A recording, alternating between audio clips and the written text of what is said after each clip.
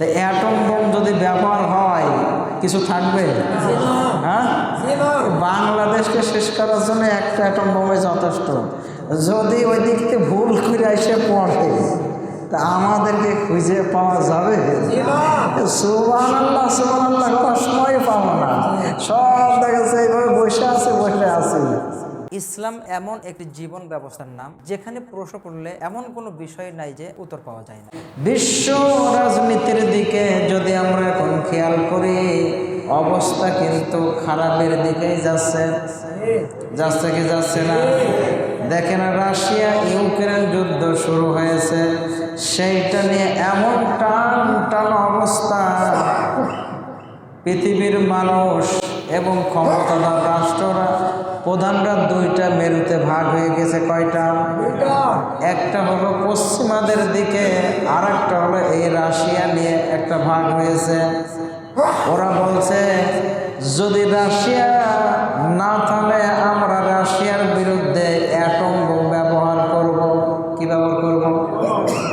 আর Russia বলছে তোমরা atom bomb ব্যবহার করবে, আমি অ্যাটম তোমাদের দিকে তাক করে রেখে দিলাম। কথা বলছেন না? ওরা বলছে আমরা মারবো, আর বলছে রেখে দিলাম। মারো, তারপরে দেখো কি করি।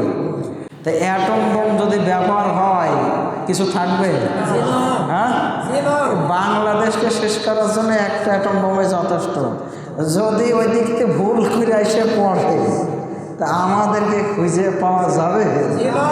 সুবহানাল্লাহ সুবহানাল্লাহ করার সময় পাবো না, সব দেখাচ্ছে এইভাবে বসে আছে। ঠিক না বেশি? কারণ অ্যাটম বোমের বিভীষিকা যে কতটা খারাপ এটা জানতে পেরেছে জাপানের হিরোশিমা নাগাসাকির লোকেরা। ঠিক কিনা?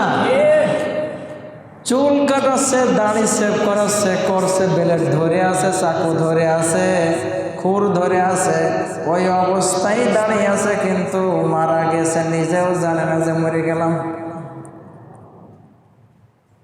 এটা হচ্ছে অ্যাটম বোমের অ্যাকশন। কিসের অ্যাকশন?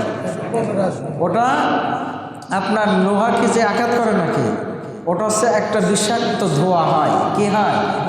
বিষাক্ত ধোঁয়া হয়। যে বিষাক্ত ধোঁয়াটা যেদিকে বাতাসের সাথে মিশে যাবে, ওই দিকে যা থাকবে সব মারা যাবে। কি বলেন মানুষ, কি বলেন পশু প্রাণী, যা থাকবে সব মারা যাবে। তো এই অ্যাটম বোম যদি ব্যবহার হয় তা খুঁজে পাওয়া যাবে আমাদেরকে? হাওয়া যদি এদিকে আসে আর এদিকে যদি ঝাড়ে একটা, তা আমাদেরকে খুঁজে পাওয়া যাবে? বলেন, পাওয়া যাবে না। তোমরা যা জানো না তা তোমরা জেনে নাও। আল্লাহ সুবহানাহু ওয়া তাআলা এই মর্মে বলেছেন, ফাসআলু আহলা যিকরি ইন কুনতুম লা তা'লামুন।